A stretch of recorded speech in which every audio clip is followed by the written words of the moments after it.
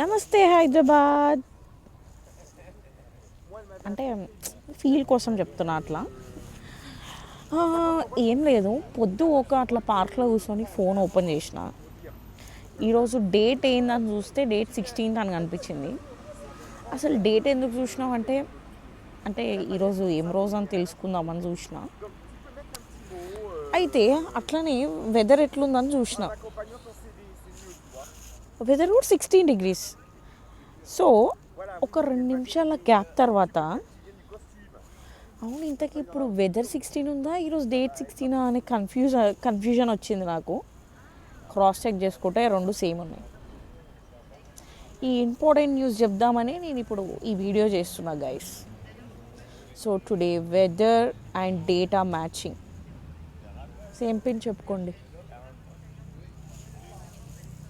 పని లేక పనికి మళ్ళీ పనులు చేయడం అంటే ఇదే అని